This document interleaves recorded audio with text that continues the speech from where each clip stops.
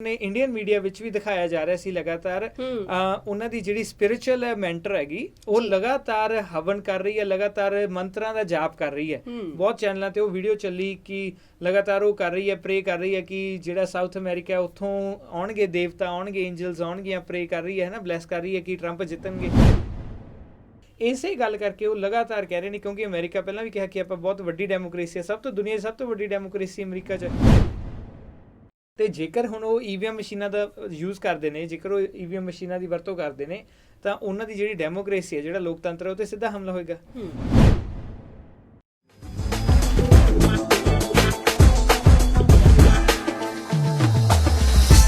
ਪੂਰੀ ਦੁਨੀਆ ਦੀਆਂ ਨਜ਼ਰਾਂ ਟਿਕੀਆਂ ਹੋਈਆਂ ਤੇ ਟਿਕੀ ਜਿਹੜੀ ਹੈਗੀ ਜੀ ਵੱਧਦੀ ਜਾ ਰਹੀ ਹੈ। ਕੌਣ ਬਣੇਗਾ ਅਮਰੀਕਾ ਦਾ ਰਾਸ਼ਟਰਪਤੀ? ਜੀਟੀ ਰੋਡ ਐਫਐਮ ਦੇਖਣ ਵਾਲੇ ਸਾਰੇ ਹੀ ਦਰਸ਼ਕਾਂ ਨੂੰ ਮੇਰੇ ਵੱਲੋਂ ਯਾਨੀ ਕਿ ਮਨਦੀਪ ਮਸੌਨ ਵੱਲੋਂ ਪਿਆਰ ਭਰੀ ਨਮਸਕਾਰ, ਸਤਿ ਸ਼੍ਰੀ ਅਕਾਲ ਜੀ। ਦੋਸਤੋ, ਚਲਦੇ ਵੀਡੀਓ ਨੂੰ ਸ਼ੇਅਰ ਕਰਨਾ ਨਾ ਭੁੱਲਣਾ ਤੇ ਨਾਲ ਹੀ ਬੈਲ ਆਈਕਨ ਦਾ ਬਟਨ ਵੀ ਜ਼ਰੂਰ ਦਬਾਉਣਾ। ਤੇ ਅੱਜ ਦੇ ਇਸ ਪ੍ਰੋਗਰਾਮ ਦੇ ਵਿੱਚ ਮੇਰੇ ਨਾਲ ਬਣੇ ਹੋਏ ਨੇ ਗੁਰਵਿੰਦਰ, ਬਹੁਤ ਸਵਾਗਤ ਹੈ। ਹਾਂਜੀ ਮਨਦੀਪ, ਧੰਨਵਾਦ ਜੀ। ਜੀਟੀ ਰੋਡ ਐਫਐਮ ਦੇਖ ਰਹੇ ਸਾਰੇ ਹੀ ਦਰਸ਼ਕਾਂ ਨੂੰ ਮੇਰੇ ਵੱਲੋਂ ਵੀ ਪਿਆਰ ਭਰੀ ਸਤਿ ਸ਼੍ਰੀ ਅਕਾਲ ਜੀ। ਹਾਂਜੀ, ਗੱਲ ਕਰੀਏ ਅਮਰੀਕਾ ਦੀ ਤਾਂ ਸਭ ਤੋਂ ਵੱਡੀ ਲੋਕਤੰਤਰ ਕੰਟਰੀ ਵੀ ਅਸੀਂ ਕਹਿ ਸਕਦੇ ਹਾਂ, ਲੋਕਤੰਤਰ ਦੇਸ਼ ਵੀ ਅਸੀਂ ਕਹਿ ਸਕਦੇ ਹਾਂ। ਤਾਂ ਪੂਰੀ ਦੁਨੀਆ ਦੀਆਂ ਜਿਹੜੀਆਂ ਨਜ਼ਰਾਂ ਹੈਗੀਆਂ ਇਸ ਟਾਈਮ ਇਹੀ ਇੰਤਜ਼ਾਰ ਕਰ ਰਹੀਆਂ ਕਿ ਕਦੋਂ ਡੋਨਲਡ ਟਰੰਪ ਜਿਹੜਾ ਹੈਗਾ ਜੀ ਉਹ ਹਾਰੇਗਾ, ਜੋ ਬਾਈਡਨ ਜਿੱਤੇਗਾ। ਇਹੀ ਗੱਲਾਂ ਬਾਰ-ਬਾਰ ਹੋ ਰਹੀਆਂ, ਕਿਉਂਕਿ ਜੇਕਰ ਅਸੀਂ ਡਿਫਰੈਂਸ ਦੀ ਗੱਲ ਕਰੀਏ ਗੁਰਵਿੰਦਰ, ਤਾਂ ਬਹੁਤ ਵੱਡਾ ਡਿਫਰੈਂਸ ਜਿਹੜਾ ਹੈਗਾ ਉਹਨਾਂ ਦੀ ਇਲੈਕਸ਼ਨਸ ਦੇ ਵਿੱਚ ਜਿਹੜੀ ਗਿਣਤੀ ਹੋ ਰਹੀ ਹੈਗੀ ਹੈ ਉਹਦੇ ਵਿੱਚ ਨਜ਼ਰ ਆ ਰਿਹਾ। ਤਾਂ ਹੁਣ ਹਰ ਕੋਈ ਸੋਚ ਰਿਹਾ ਕੀ ਹੋਵੇਗਾ, ਕਿਉਂਕਿ ਦੋਨੋਂ ਹੀ ਪਾਰਟੀਆਂ ਦੀ ਜੇਕਰ ਅਸੀਂ ਗੱਲ ਕਰੀਏ ਕਿ ਡੋਨਲਡ ਟਰੰਪ ਜਿਹੜੇ ਹੈਗੇ ਉਹ ਵੀ ਬਾਰ-ਬਾਰ ਇਸ ਗੱਲ ਨੂੰ ਕਿਤੇ ਨਾ ਕਿਤੇ ਕਹਿ ਰਹੇ ਹੈਗੇ ਕਿ ਮੈਂ ਹੀ ਜਿੱਤੂੰਗਾ, ਇਹ ਜਿਹੜੀ VOTING ਦੀ ਗਿਣਤੀ ਹੈਗੀ ਇਹਨੂੰ ਬੰਦ ਕਰ ਦਿੱਤਾ ਜਾਵੇਗੀ ਜੀ, ਮੈਂ ਹੀ ਬਣੂੰਗਾ ਅਮਰੀਕਾ ਦਾ ਰਾਸ਼ਟਰਪਤੀ। ਪਰ ਦੂਸਰੇ ਪਾਸੇ ਜੇਕਰ ਅਸੀਂ ਗੱਲ ਕਰੀਏ ਤਾਂ ਉਧਰਲੀ ਪਾਰਟੀ ਜਿਵੇਂ ਕਿ ਅੱਗੇ ਜਾ ਰਹੀ ਹੈਗੇ, ਜੋ ਬਾਈਡਨ ਦੀ ਅਸੀਂ ਗੱਲ ਕਰੀਏ ਜਿਹੜੇ ਕਿ ਡੈਮੋਕ੍ਰੈਟਿਕ ਪਾਰਟੀ ਦੇ ਨਾਲ ਸੰਬੰਧ ਰੱਖਦੇ ਹੈ। ਹਾਂਜੀ। ਤੇ ਜੇਕਰ ਅਸੀਂ ਗੱਲ ਕਰੀਏ ਜੋ ਬਾਈਡਨ ਦੀ ਜਿਹੜੀ ਡੈਮੋਕ੍ਰੈਟਿਕ ਪਾਰਟੀ ਦੇ ਨਾਲ ਸੰਬੰਧ ਰੱਖਦੇ ਨੇ, ਤਾਂ ਉਹ ਕਾਫੀ ਡਿਫਰੈਂਸ ਦੇ ਨਾਲ ਜਿਹੜਾ ਟਰੰਪ ਤੋਂ ਅੱਗੇ ਵੀ ਜਾ ਰਹੇ ਹੈ। ਤਾਂ ਫਿਰ ਤੁਹਾਨੂੰ ਕੀ ਲੱਗਦਾ ਹੈ ਕਿ ਕੀ ਹੋਵੇਗੀ ਸੱਚਾਈ ਤੇ ਕੀ ਹੋਊਗਾ ਰਿਜ਼ਲਟ? ਹਾਂਜੀ ਮਨਦੀਪ, ਜਿਵੇਂ ਤੁਸੀਂ ਗੱਲ ਕੀਤੀ ਕਿ ਪੂਰੀ ਦੁਨੀਆ ਦੀ ਨਜ਼ਰ ਇਸ ਵਕਤ ਇਸੇ ਗੱਲ ਤੇ ਬਣੀ ਹੋਈ ਹੈ ਕਿ ਨਤੀਜਾ ਕੀ ਆਉਂਦਾ ਹੈ। ਦੇਖੋ, ਜਦੋਂ ਹੁਣ ਇਲੈਕਸ਼ਨਾਂ ਹੋਣੀਆਂ ਹੁੰਦੀਆਂ, 3-4 ਵੱਡੀਆਂ ਗੱਲਾਂ ਹੋਈਆਂ। ਸਭ ਤੋਂ ਪਹਿਲਾਂ ਇਲੈਕਸ਼ਨਾਂ ਦੀ ਡੇਟ ਦੀ ਘੋਸ਼ਣਾ ਹੋਈ ਕਿ ਇਲੈਕਸ਼ਨਾਂ ਹੋਣੀਆਂ ਨੇ, ਫਿਰ ਨੋਮੀਨੇਸ਼ਨਾਂ ਫਾਈਲ ਕੀਤੀਆਂ ਗਈਆਂ ਤੇ ਫਿਰ ਉਸ ਤੋਂ ਬਾਅਦ ਐਕਚੁਅਲ ਦੇ ਵਿੱਚ ਇਲੈਕਸ਼ਨਾਂ ਹੋਈਆਂ। ਤੇ ਜਿਹੜਾ ਚੌਥਾ ਤੇ ਫਾਈਨਲ ਸਟੈਪ ਹੁੰਦਾ ਹੈ ਕਾਊਂਟਿੰਗ ਪਿਛਲੇ 3-4 ਦਿਨਾਂ ਤੋਂ ਲਗਾਤਾਰ ਚੱਲ ਹੀ ਰਹੀ ਹੈ। ਕੋਈ ਵੀ ਨਤੀਜਾ ਆਪਣੇ ਸਾਹਮਣੇ ਨਹੀਂ ਆਇਆ। ਲਗਾਤਾਰ ਮੀਡੀਆ ਚੈਨਲਾਂ ਵੱਲੋਂ, ਲਗਾਤਾਰ ਅਮਰੀਕਾ ਦੇ ਚੈਨਲਾਂ ਵੱਲੋਂ, ਲਗਾਤਾਰ ਭਾਰਤ ਵੱਲੋਂ, ਸਾਰਿਆਂ ਵੱਲੋਂ ਇਹੀ ਕਿਆਸਾਵਾਂ ਲਗਾਈਆਂ ਜਾ ਰਹੀਆਂ ਨੇ ਕਿ ਟਰੰਪ ਹਾਰੇਗਾ ਅਤੇ ਜੋ ਬਾਈਡਨ ਦੇ ਰੂਪ ਵਿੱਚ ਸਾਨੂੰ ਅਮਰੀਕਾ ਦਾ ਨਵਾਂ ਜਿਹੜਾ ਹੈਗਾ ਰਾਸ਼ਟਰਪਤੀ ਦੇਖਣ ਨੂੰ ਮਿਲੇਗਾ। ਹੁਣ ਇੱਥੇ ਇੱਕ ਬੜਾ ਹੀ ਹਾਸੋਹੀਣਾ ਜਿਹਾ ਬਿਆਨ ਟਰੰਪ ਵੱਲੋਂ ਜਾਰੀ ਕੀਤਾ ਗਿਆ। ਉਹ ਕਹਿੰਦੇ ਕਿ ਅਸੀਂ ਬਹੁਤ ਆਸਾਨੀ ਨਾਲ ਜਿੱਤ ਗਏ ਹਾਂ ਤੇ ਹੁਣ ਅਸੀਂ ਸੁਪਰੀਮ ਕੋਰਟ ਵਿੱਚ ਜਾਵਾਂਗੇ ਕਿ ਜਿਹੜੀ ਇਹ ਵੋਟਾਂ ਦੀ ਗਿਣਤੀ ਹੈ ਇਹਨੂੰ ਇੱਥੇ ਹੀ ਰੋਕ ਦਿੱਤਾ ਜਾਵੇ, ਕਿਉਂਕਿ ਅਸੀਂ ਜਿੱਤ ਗਏ ਹਾਂ ਤੇ ਇਸ ਦਾ ਕੋਈ ਫਾਇਦਾ ਨਹੀਂ। ਬਿਲਕੁਲ ਜੀ। ਟਰੰਪ ਦੇ ਉੱਤੇ ਜੇਕਰ ਅਸੀਂ ਗੱਲ ਕਰੀਏ, ਟਰੰਪ ਦੇ ਉੱਤੇ ਕੋਈ ਨਾ ਕੋਈ ਅਸਰ ਹੁਣ ਮੋਦੀ ਦਾ ਤਾਂ ਹੋਣਾ ਹੀ ਸੀਗਾ, ਹਨਾ, ਕਿਉਂਕਿ ਮੋਦੀ ਦੇ ਨਾਲ ਜੇਕਰ ਅਸੀਂ ਕਹੀਏ ਕਿ ਸਾਡੇ ਮਾਨਯੋਗ ਜਿਹੜੇ ਪ੍ਰਧਾਨ ਮੰਤਰੀ ਹੈ ਸ਼੍ਰੀ ਨਰਿੰਦਰ ਮੋਦੀ ਜੀ ਤੇ ਟਰੰਪ ਦੀ ਇੱਕ ਦੋਸਤੀ ਵੀ ਤਾਂ ਹੈਗੀ ਹੈ। ਹੁਣ ਚਾਹੇ ਤਾਂ ਇਹ ਅਸੀਂ ਐਂ ਕਹਿ ਲਈਏ ਵੀ ਆਪ ਮਰੇ ਤੇ ਜਜਮਾਨ ਵੀ ਗੱਲ ਏ, ਤੇ ਚਾਹੇ ਐਂ ਕਹਿ ਲਈਏ ਵੀ ਲੱਕੜ ਨਾਲ ਲੋਹਾ ਵੀ ਤਰ ਜਾਂਦਾ, ਹਨਾ। ਤਾਂ ਹੁਣ ਦੋਨੇ ਗੱਲਾਂ ਹੈਗੀਆਂ ਕਿ ਕੋਈ ਨਾ ਕੋਈ ਅਸਰ ਜਿਹੜਾ ਹੈਗਾ ਟਰੰਪ ਦੇ ਉੱਪਰ ਮੋਦੀ ਦਾ ਜ਼ਰੂਰ ਹੈਗਾ। ਬਿਲਕੁਲ, ਬਿਆਨਾਂ ਚੋਂ ਮਨਦੀਪ ਸਾਫ਼ ਜ਼ਾਹਿਰ ਹੁੰਦਾ ਕਿ ਦੋਸਤੀ, ਆਪਾਂ ਕਹਿੰਦੇ ਨੇ ਕਿ ਜੈਸੀ ਸੰਗਤ ਵੈਸੀ ਰੰਗਤ। ਹੁਣ ਸੰਗਤ ਦਾ ਅਸਰ ਸਾਹਮਣੇ ਆ ਰਿਹਾ ਹੈ ਕਿ ਜਿਹੇ ਜਿਹੇ ਬਿਆਨ ਆਪਣੇ ਪ੍ਰਧਾਨ ਮੰਤਰੀ ਸ਼੍ਰੀ ਨਰਿੰਦਰ ਮੋਦੀ ਜੀ ਭਾਰਤ ਦੇ ਲੋਕਾਂ ਨੂੰ ਸੁਣਾਉਂਦੇ ਨੇ, ਉਹੀ ਜਿਹੀ ਬਿਆਨਬਾਜ਼ੀ ਜਿਹੜੀ ਹੈਗੀ ਆ ਉਹ ਟਰੰਪ ਵੱਲੋਂ ਵੀ ਕੀਤੀ ਗਈ। ਜਦੋਂ ਸਾਰੇ ਚੈਨਲ, ਸਾਰਾ ਮੀਡੀਆ ਇਹੀ ਚੀਜ਼ ਦਿਖਾ ਰਿਹਾ ਕਿ ਜੋ ਬਾਈਡਨ ਬੜੀ ਆਸਾਨੀ ਨਾਲ, ਜੇ ਆਪਾਂ ਹੁਣ ਤੱਕ ਦੀ ਗੱਲ ਕਰੀਏ ਤਾਂ 264 ਸੀਟਾਂ ਤੇ ਅੱਗੇ ਚੱਲ ਰਹੇ ਨੇ ਤੇ ਟਰੰਪ ਨੇ ਜਿਹੜੇ ਉਹ ਸਿਰਫ 213 ਸੀਟਾਂ ਤੇ ਅੱਗੇ ਨੇ, ਤਾਂ ਬਹੁਤ ਮਤਲਬ 50 ਸੀਟਾਂ ਦਾ ਕਹਿ ਲਓ ਆਪਾਂ, ਹੈ ਨਾ, ਫਰਕ ਨਾਲ ਜੋ ਬਾਈਡਨ ਜਿੱਤਣਗੇ ਇਹ ਚੋਣਾਂ। ਤੇ ਇਦਾਂ ਦੇ ਜਦੋਂ ਇਦਾਂ ਦੀ ਸਿਚੁਏਸ਼ਨ ਬਣੀ ਹੋਈ ਹੈ, ਇਦਾਂ ਦੇ ਹਾਲਾਤ ਨੇ, ਤੇ ਉਦੋਂ ਟਰੰਪ ਦਾ ਇਹ ਬਿਆਨ ਦੇਣਾ ਕਿ ਅਸੀਂ ਬੜੀ ਆਸਾਨੀ ਨਾਲ ਜਿੱਤਾਂਗੇ ਤੇ ਵੋਟਾਂ ਨੂੰ ਰੋਕ ਦਿਓ, ਕਿਉਂਕਿ ਆਪਾਂ ਗੱਲ ਕੀਤੀ ਕਿ ਜਿਹੜਾ ਅਮਰੀਕਾ ਹੈਗਾ ਉਹ ਪੂਰੇ ਦੁਨੀਆ ਦੀ ਸਭ ਤੋਂ ਵੱਡੀ ਡੈਮੋਕ੍ਰੇਸੀ ਹੈ, ਸਭ ਤੋਂ ਵੱਡੀ ਡੈਮੋਕ੍ਰੇਸੀ ਹੈ, ਸਭ ਤੋਂ ਵੱਡਾ ਲੋਕਤੰਤਰ ਹੈ।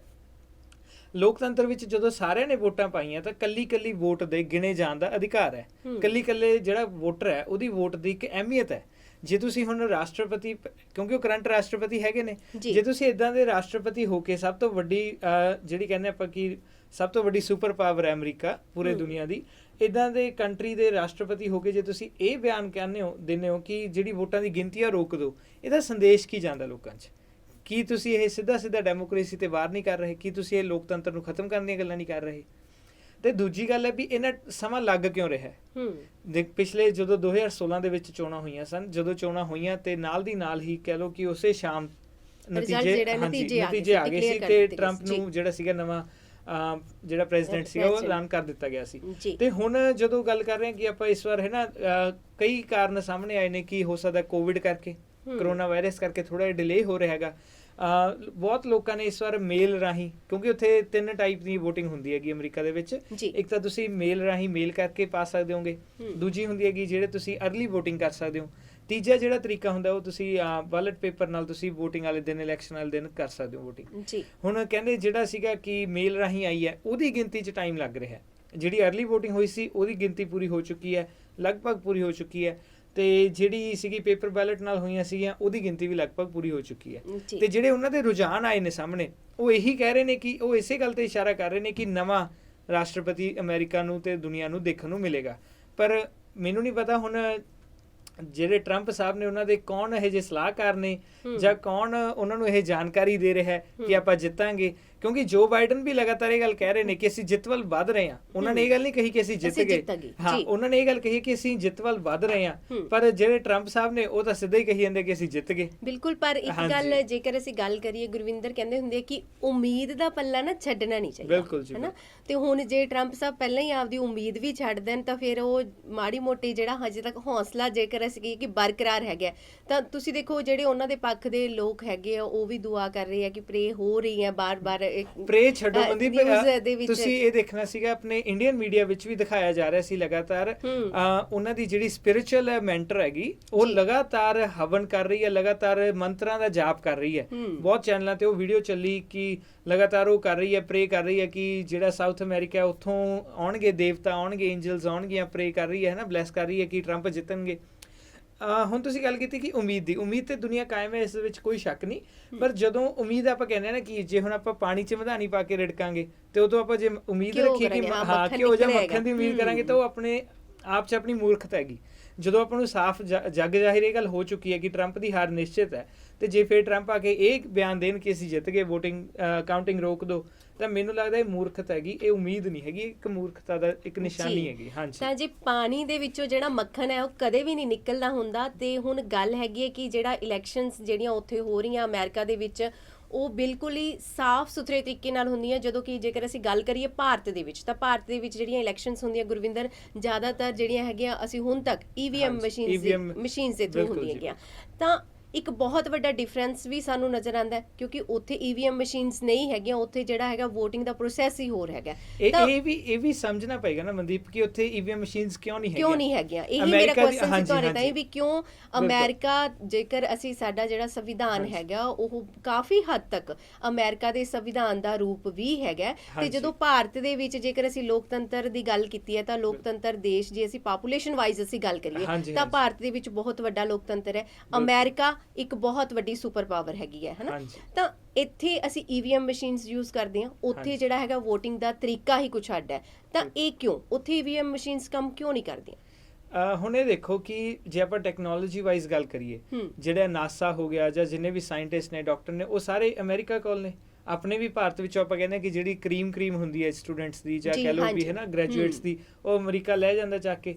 ਤੇ ਫਿਰ ਜਦੋਂ ਆਪਾਂ ਗੱਲ ਕਰਦੇ EVM ਮਸ਼ੀਨਸ ਦੀ, ਕਿਉਂਕਿ ਹੈ ਤਾਂ ਟੈਕਨੋਲੋਜੀ, ਪਹਿਲਾਂ ਤਾਂ ਇੰਡੀਆ ਦੇ ਵਿੱਚ ਵੀ ਪੇਪਰ ਬੈਲਟ ਰਾਹੀਂ ਹੁੰਦੀਆਂ ਸੀ ਵੋਟਾਂ ਜੀ, ਉਹਨਾਂ ਨੇ ਅਸਲ ਵਿੱਚ ਪਿਛਲੇ ਕੁਝ ਸਾਲਾਂ ਵਿੱਚ ਕਈ ਵਾਰ ਇਹ ਟੈਸਟ ਕਰਾ ਕੇ ਦੇਖਿਆ ਸੀ ਕਿ ਇਹ ਜਿਹੜੀਆਂ EVM ਮਸ਼ੀਨਾਂ ਨੇ, ਇਲੈਕਟ੍ਰੋ VOTING ਮਸ਼ੀਨਾਂ ਨੇ ਜਿਹੜੀਆਂ, ਇਹ ਬਹੁਤ ਜਲਦੀ ਹੈਕ ਹੋ ਜਾਂਦੀਆਂ ਨੇ, ਬਹੁਤ ਈਜ਼ੀਲੀ, ਜਿਹਦੇ ਕੋਲ ਸਾਈਬਰ ਨੌਲੇਜ ਹੈ, ਕਪਲਾ ਹੋਣ ਦੀ ਗੁੰਜਾਇਸ਼ ਜ਼ਿਆਦਾ, ਬਹੁਤ ਆਸਾਨੀ ਨਾਲ ਇਹਨੂੰ ਛੇੜਖਾਨੀ ਕਰਕੇ ਵੋਟਾਂ ਜਿਹੜੀਆਂ ਹੈਗੀਆਂ ਨੇ ਇੱਕ ਪਾਰਟੀ ਨੂੰ ਜਾਂ ਇੱਕ ਬੰਦੇ ਨੂੰ ਦਿੱਤੀਆਂ ਜਾ ਸਕਦੀਆਂ ਨੇ।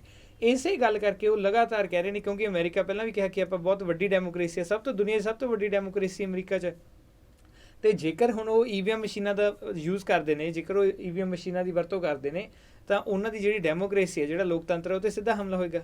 ਹੁਣ ਤੁਸੀਂ ਇਹ ਦੇਖੋ, ਹੁਣ ਅੱਜ ਦੀ ਆਪਾਂ ਮੌਜੂਦਾ ਸਥਿਤੀ ਦੀ ਗੱਲ ਕਰਦੇ ਹਾਂ, ਪੂਰੇ ਭਾਰਤ ਵਿੱਚ ਬੀਜੇਪੀ ਸਰਕਾਰ ਹੈ, ਜਿਹੜੀ ਮੋਦੀ ਸਰਕਾਰ ਹੈ, ਉਹਦਾ ਵਿਰੋਧ ਹੋ ਰਿਹਾ ਹੈ, ਲਗਾਤਾਰ ਹੋ ਰਿਹਾ ਹੈ। ਜੇ ਆਪਾਂ ਆਮ ਪਬਲਿਕ ਤੌਰ ਤੇ ਗੱਲ ਕਰੀਏ ਕਿ ਜੇ ਅੱਜ ਹੀ ਚੋਣਾਂ ਹੋਣ ਤਾਂ ਮੋਦੀ ਸਰਕਾਰ ਜਿੱਤ ਨਹੀਂ ਸਕਦੀ।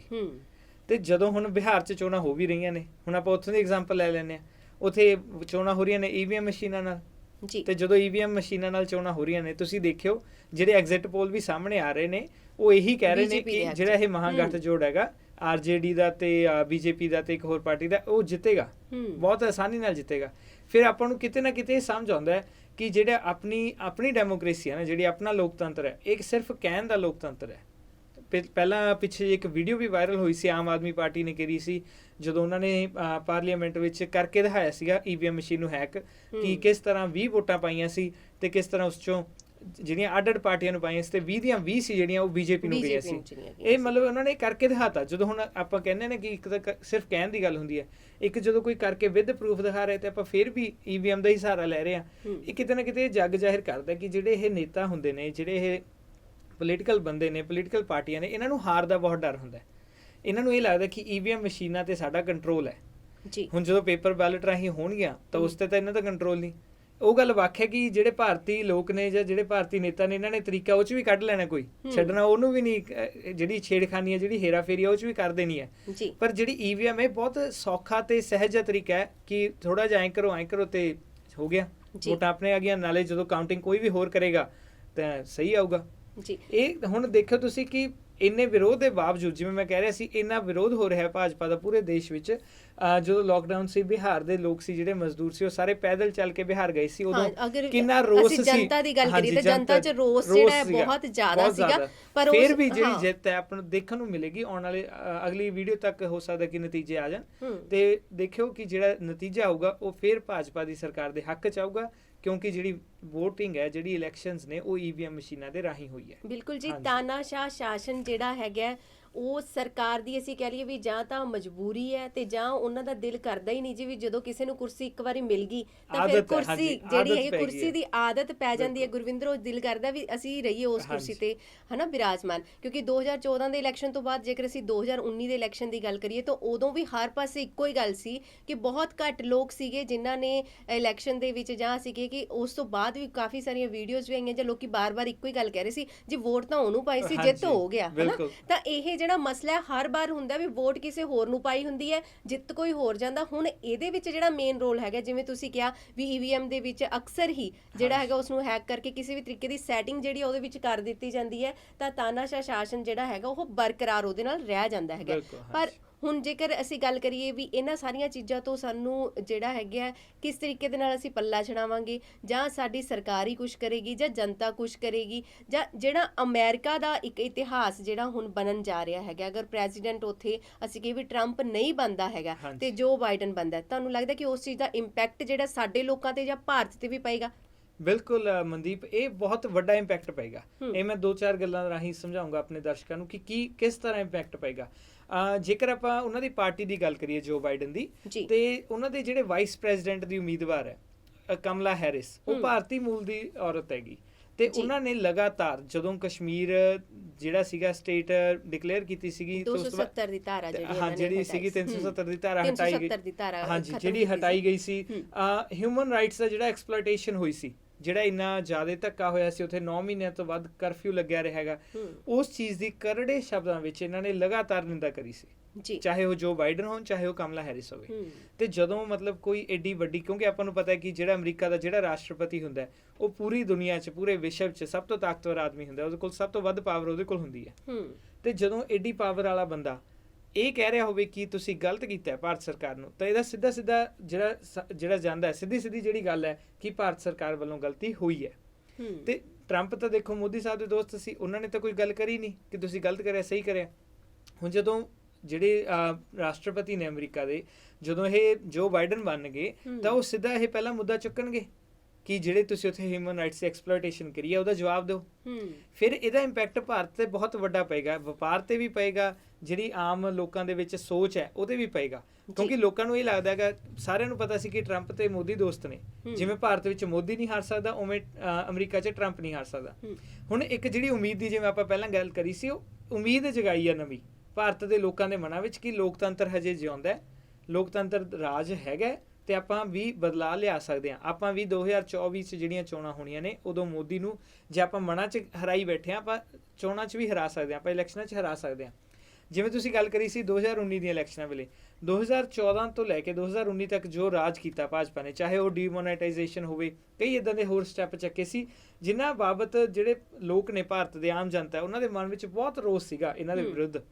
ਤੇ ਉਹ ਰੋਸ ਕੁਝ ਇਸ ਪ੍ਰਕਾਰ ਨਿਕਲਿਆ ਕਿ ਜਦੋਂ ਚੋਣਾਂ ਹੋਈਆਂ 2019 ਦੀਆਂ, ਇਹਨਾਂ ਦੀ ਵੋਟਾਂ ਦੀ ਗਿਣਤੀ 2014 ਨੂੰ 2019 ਚ ਵੱਧ ਗਈ। ਹੁਣ ਇਹ ਤਾਂ ਆਪਾਂ ਨੂੰ ਵੀ ਪਤਾ, ਜੇ ਆਪਾਂ ਕਿਸੇ ਨਾਲ ਨਾਰਾਜ਼ ਹਾਂ, ਜੇ ਆਪਾਂ ਕਿਸੇ ਨਾਲ ਗੁੱਸੇ ਹਾਂ, ਜੇ ਆਪਾਂ ਨੂੰ ਕਿਸੇ ਦੇ ਖਿਲਾਫ ਰੋਸ ਹੈ, ਵਿਦਰੋਹ ਹੈ, ਆਪਾਂ ਉਹਨੂੰ ਤਾਂ ਵੋਟ ਪਾਉਣੀ ਨਹੀਂ ਜੀ। ਇੱਕ ਬਹੁਤ ਮਤਲਬ ਕਹਿੰਦੇ ਹੁੰਦੇ ਨੇ ਕਿ ਡੂੰਘੀ ਗੱਲ ਹੈ, ਗਿਣਤੀ ਕਹਿ ਲਓ ਵੋਟਾਂ ਦੀ ਜਿਹੜੀ ਕੰਡਕਟ ਕਰ ਰਹੀ ਸੀ, ਜਿਵੇਂ ਇਲੈਕਸ਼ਨਸ ਕੰਡਕਟ ਹੋਈਆਂ, ਉਸ ਦੇ ਵਿੱਚ ਬੜਾ ਵੱਡਾ ਘਪਲਾ ਸੀਗਾ। ਮੰਨੇ ਨਾ ਮੰਨੇ ਕੋਈ, ਜਿਵੇਂ ਹੋ ਸਕਦਾ ਉਦੋਂ ਵੀ ਪੂਜਾ ਪਾਠ ਜ਼ਿਆਦਾ ਕਰ ਲਏ ਹੁਣ ਗੁਰਵਿੰਦਰ, ਇਹ ਤਾਂ ਕੋਈ ਹੁਣ ਦੇਖੋ ਜੇਕਰ ਅਸੀਂ ਗੱਲ ਕਰੀਏ ਹੁਣ ਵੀ ਮੋਦੀ ਸਰਕਾਰ ਦੇ ਜਿਹੜੇ ਕੁਝ ਹੈਗੇ ਨੇ ਨਾ, ਮੋਦੀ ਜੀ ਦੇ ਜਿਹੜੇ ਕਹਿ ਲਓ ਪੰਡਿਤ ਹੈਗੇ ਨੇ, ਭਗਤ ਹੈਗੇ ਨੇ, ਉਹ ਹਜੇ ਵੀ ਹਵਨ ਵੀ ਕਰੇ ਜਾ ਰਹੇ ਨੇ ਉਹਨਾਂ ਵੱਲੋਂ ਕਿ ਹੋ ਸਕਦਾ ਟਰੰਪ ਜਿੱਤ ਜਾਣ। ਕਿਉਂਕਿ ਸਿੱਧੀ ਗੱਲ ਹੈ, ਜੇ ਉੱਥੇ ਟਰੰਪ ਹਾਰਦੇ ਨੇ ਤਾਂ ਉਸ ਦੇ ਵਿੱਚ ਬਹੁਤ ਵੱਡਾ ਹੱਥ ਹੈ ਜਿਹੜਾ ਉਹ ਮੋਦੀ ਦਾ ਵੀ ਰਿਹਾ। ਕਿਉਂਕਿ ਜਿਹੜੇ ਲੋਕ ਮੋਦੀ ਦੇ ਖਿਲਾਫ ਨੇ, ਆਪਾਂ ਨੂੰ ਪਤਾ ਹੈ ਕਿ ਉੱਥੇ ਬਹੁਤ ਲੋਕ ਨੇ, ਬਹੁਤ ਆਬਾਦੀ ਹੈ ਜਿਹੜੀ 30% ਅਮਰੀਕਾ ਦੀ ਆਬਾਦੀ ਹੈ ਜਿਹੜੀ ਉਹ ਭਾਰਤੀ ਮੂਲ ਦੇ ਲੋਕਾਂ ਦੀ ਹੈ। ਤੇ ਜਦੋਂ ਉਹ ਲੋਕ ਚੋਣਾਂ 'ਚ ਟਰੰਪ ਦਾ ਸਾਥ ਨਹੀਂ ਦਿੰਦੇ, ਇਹਦਾ ਮਤਲਬ ਇਹ ਹੈ ਕਿ ਉਹ ਮੋਦੀ ਤੋਂ ਵੀ ਖਫਾ ਨੇ। ਕਿਉਂਕਿ ਮੋਦੀ ਨੇ ਇੱਕ ਰੈਲੀ ਗੁਜਰਾਤ 'ਚ ਕਰੀ ਸੀ ਤੇ ਇੱਕ ਅਮਰੀਕਾ 'ਚ ਕਰੀ ਸੀ, ਟਰੰਪ ਦੇ ਹੱਕ ਵਿੱਚ ਪੂਰੀ ਵੱਡੀ ਰੈਲੀ ਕਰੀ ਸੀ, ਆਪਾਂ ਸਾਰਿਆਂ ਨੂੰ ਪਤਾ ਹੈ। ਤੇ ਜੇ ਫਿਰ ਵੀ ਉਹ ਹਾਰਦੇ ਨੇ ਤਾਂ ਇਹਦਾ ਮਤਲਬ ਇਹ ਹੈ ਕਿ ਜਿਹੜਾ ਮੋਦੀ ਦਾ ਜਿਹੜਾ ਇੰਪੈਕਟ ਸੀਗਾ, ਕਹਿੰਦੇ ਸੀ ਨਾ ਇੱਕ ਮੋਦੀ ਦੀ ਲਹਿਰ ਚੱਲ ਰਹੀ ਸੀ, ਨਮੋ ਨਮੋ ਲਹਿਰ, ਉਹਦਾ ਵੀ ਇੰਪੈਕਟ ਹੈ ਜਿਹੜਾ ਉਹ ਬਹੁਤ ਡਾਊਨਫਾਲ ਗਿਆ ਹੈਗਾ। ਤੇ ਉਸ ਦਾ ਹੀ ਨਤੀਜਾ ਹੋਏਗਾ ਕਿ ਜੋ ਟਰੰਪ ਹਾਰ ਕੇ ਜੋ ਬਾਈਡਨ ਰਾਸ਼ਟਰਪਤੀ ਬਣਦੇ ਨੇ, ਇੱਕ ਤਰ੍ਹਾਂ ਸਿੱਧੇ ਤੌਰ ਤੇ ਮੋਦੀ ਦੀ ਵੀ ਹਾਰ ਹੈ। ਹਾਂਜੀ, ਹੁਣ ਗੱਲ ਹੈਗੀ ਹੈ ਕਿ ਟਰੰਪ ਦੀ ਜਿੱਤ ਦਾ ਜਾਂ ਟਰੰਪ ਦੀ ਹਾਰ ਦਾ ਜਿਹੜਾ ਭਾਰਤ ਦੇ ਉੱਪਰ ਜਿਹੜਾ ਅਸਰ ਹੈਗਾ ਆਉਣ ਵਾਲੇ ਦਿਨਾਂ ਦੇ ਵਿੱਚ, ਇਹ ਤਾਂ ਸਾਨੂੰ ਦੱਸੇਗਾ ਹੀ ਵੀ ਕੀ ਕਿੱਦਾਂ ਦਾ ਅਸਰ ਪਏਗਾ। ਜਾਂ ਅਸੀਂ ਕਹੀਏ ਵੀ ਜਿਹੜਾ ਅਗਲਾ ਇਲੈਕਸ਼ਨ 2024 ਦੇ ਵਿੱਚ ਜੇਕਰ ਅਸੀਂ ਗੱਲ ਕਰੀਏ ਵੀ ਇਸ ਤੋਂ ਬਾਅਦ ਇਲੈਕਸ਼ਨਸ ਹੋਣਗੇ, ਤਾਂ ਉੱਥੇ ਇੱਕ ਬਹੁਤ ਵੱਡਾ ਬਦਲਾਵ ਜਿਹੜਾ ਹੈਗਾ ਇਸ ਇਲੈਕਸ਼ਨ ਦਾ ਸਾਨੂੰ ਨਜ਼ਰ ਜ਼ਰੂਰ ਆਏਗਾ। ਪਰ ਗੱਲ ਫਿਰ ਉਹੀ ਹੈਗੀ ਹੈ ਕਿ ਇਲੈਕਸ਼ਨਸ ਹੁੰਦੀਆਂ ਕਿਵੇਂ ਹੈ ਜੀ, EVM ਮਸ਼ੀਨਸ ਦੇ ਥਰੂ ਹੀ ਹੁੰਦੀਆਂ ਜਾਂ ਫਿਰ ਸਾਡੇ ਵੀ ਲੋਕਤੰਤਰ ਦੇ ਵਿੱਚ ਕੋਈ ਬਦਲਾਵ ਦੀ ਮੰਗ ਜਿਹੜੀ ਹੈਗੀ ਹੈ ਸਾਡੀ ਜਨਤਾ ਬਾਰ-ਬਾਰ ਕਰ ਰਹੀ ਹੈਗੀ, ਤਾਂ ਕਿ ਵਾਕਈ ਉਦੋਂ ਤੱਕ ਸਾਡੇ ਇੱਥੇ ਕੋਈ ਬਦਲਾਵ ਜਿਹੜਾ ਉਹ ਨਜ਼ਰ ਆਏਗਾ।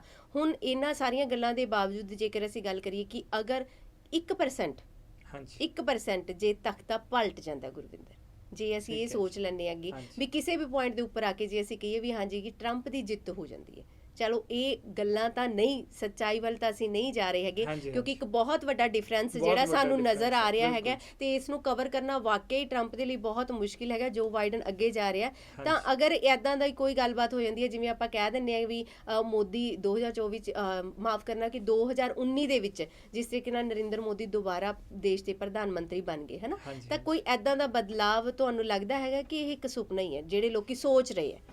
ਮੈਨੂੰ ਇਹ ਲੱਗਦਾ ਹੈ ਮਨਦੀਪ ਕਿ ਇਹ ਜਿਹੜੇ ਟਰੰਪ ਸਮਰਥਕ ਨੇ ਜਾਂ ਮੋਦੀ ਸਮਰਥਕ ਨੇ, ਇਹ ਉਹਨਾਂ ਦਾ ਇੱਕ ਸੁਪਨਾ ਹੀ ਬਣ ਕੇ ਰਹਿ ਜਾਏਗਾ।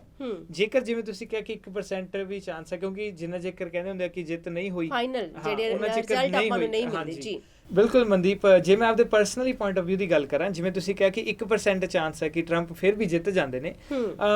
ਪਿਛਲੇ ਦਿਨੀ ਵੀ ਆਪਾਂ ਦੇਖੀਏ ਤਾਂ ਕਈ ਥਾਵਾਂ ਤੇ ਅਮਰੀਕਾ ਦੇ ਵਿੱਚ ਹਿੰਸਾ ਜਿਹੜੀ ਸੀਗੀ ਉਹ ਭੜਕੀ। ਜਿਹੜੀ ਇੱਕ ਸ਼ਾਂਤੀਪੂਰਵਕ ਚੋਣਾਂ ਹੁੰਦੀਆਂ ਨੇ ਹਰ ਸਾਲ ਅਮਰੀਕਾ ਦੇ ਵਿੱਚ, ਹਰ 4 ਸਾਲਾਂ ਬਾਅਦ ਜਿਹੜੀਆਂ ਸ਼ਾਂਤੀਪੂਰਵਕ ਚੋਣਾਂ ਹੁੰਦੀਆਂ ਨੇ, ਉਹ ਇਸ ਵਾਰ ਨਹੀਂ ਹੋ ਰਹੀਆਂ। ਜੇ ਇਦਾਂ ਹੁੰਦਾ, ਕਿਉਂਕਿ ਲੋਕਾਂ ਨੇ ਤਾਂ ਦੇਖੋ ਵੋਟ ਪਾਈ ਨਹੀਂ ਟਰੰਪ ਨੂੰ, ਜੇ ਕਿਸੇ ਕਾਨੂੰਨੀ ਦਾਅ ਪੇਚ ਕਹਿ ਲਓ ਜਾਂ ਕੁਝ ਵੀ ਕਾਰਨਾਂ ਕਰਕੇ ਜੇ ਉਹ ਜਿੱਤਦੇ ਨੇ ਕੋਈ ਛੇੜਖਾਨੀ ਕਰਕੇ, ਤਾਂ ਮੇਰੇ ਹਿਸਾਬ ਨਾਲ ਬਹੁਤ ਵੱਡਾ ਜਿਹੜਾ ਹੋਊਗਾ ਵਿਦਰੋਹ ਹੋਊਗਾ ਲੋਕਾਂ ਵੱਲੋਂ। ਲੋਕ ਸੜਕਾਂ ਤੇ ਉਤਰਨਗੇ, ਲੋਕ ਡਟ ਕੇ ਵਿਰੋਧ ਕਰਨਗੇ। ਤੇ ਕਿਉਂਕਿ ਇਹ ਭਾਰਤ ਨਹੀਂ ਹੈਗਾ, ਇਹ ਭਾਰਤ ਨਹੀਂ ਹੈਗਾ ਕਿ ਤੁਸੀਂ ਉਹਨੂੰ ਦਬਾ ਸਕਦੇ ਹੋ। ਉੱਥੋਂ ਦੇ ਲੋਕ ਨੇ ਜਿਹੜੇ ਉਹ ਪੜ੍ਹੇ ਲਿਖੇ ਨੇ, ਉਹ ਅਵੇਅਰ ਨੇ, ਉਹਨਾਂ ਨੂੰ ਇਸ ਗੱਲ ਦਾ ਪਤਾ ਹੈ ਕਿ ਸਾਡੇ ਕੀ ਰਾਈਟਸ ਨੇ। ਜੇ ਅਸੀਂ ਵੋਟ ਪਾਈ ਹੈ ਤਾਂ ਸਾਡੀ ਵੋਟ ਦੀ ਗਿਣਤੀ ਹੋਣੀ ਚਾਹੀਦੀ ਹੈ। ਜੇ ਅਸੀਂ ਇਹ ਨੁਮਾਇੰਦਾ ਜਿਹੜਾ ਅਸੀਂ ਇਹਨੂੰ ਨਹੀਂ ਚੁਣਿਆ ਤਾਂ ਫਿਰ ਇਹ ਸਾਡੇ ਅੱਗੇ ਆ ਕੇ ਨਹੀਂ, ਸਾਨੂੰ ਜਿਹੜੀ ਲੀਡਰ ਹੈ ਸਾਨੂੰ ਇਹ ਨਹੀਂ ਮਿਲਣਾ ਚਾਹੀਦਾ। ਤੇ ਉਹ ਲੋਕ ਕਾਨੂੰਨੀ ਲੜਾਈ ਵੀ ਲੜਨਗੇ, ਉਹ ਹਿੰਸਾ ਵੀ ਭੜਕਾਉਣਗੇ, ਸਾਰਾ ਕੁਝ ਹੀ ਆਪਾਂ ਨੂੰ ਦੇਖਣ ਨੂੰ ਮਿਲੇਗਾ। ਪਰ ਉਮੀਦ ਆਪਾਂ ਇਹੀ ਕਰਦੇ ਹਾਂ ਕਿ ਜਿਹੜੀ ਇਹ ਇਲੈਕਸ਼ਨਸ ਦੀ ਪ੍ਰਕਿਰਿਆ ਹੈਗੀ ਇਹ ਸ਼ਾਂਤੀਪੂਰਵਕ ਪੂਰੀ ਹੋਵੇ। ਜੋ ਬਾਈਡਨ ਅਮਰੀਕਾ ਦੇ ਨਵੇਂ ਰਾਸ਼ਟਰਪਤੀ ਦੇ ਵਜੋਂ ਅਹੁਦਾ ਸੰਭਾਲਣ।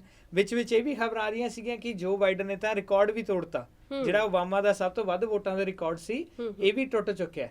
ਜੋ ਬਾਈਡਨ ਨੇ ਹਜੇ ਤੱਕ ਸਭ ਤੋਂ ਵੱਧ ਵੋਟਾਂ ਹਾਸਿਲ ਕਰ ਲਈਆਂ ਨੇ। ਤਾਂ ਫਿਰ ਮੈਨੂੰ ਨਹੀਂ ਲੱਗਦਾ ਕਿ ਇਹ ਜਿਹੜਾ 1% ਵਾਲਾ ਚਾਂਸ ਇਹ ਹੋਵੇ।